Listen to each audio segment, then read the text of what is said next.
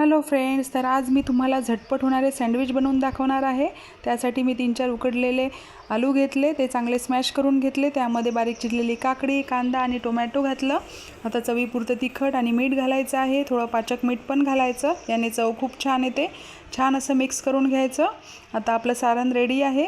आता ब्रेडच्या 2 स्लाइस घेतल्या, एका स्लाइसला टोमॅटो केचप लावलं, दुसऱ्याला कोथिंबीर आणि पुदिन्याची चटणी तयार केली होती मी, ती लावून घेतली।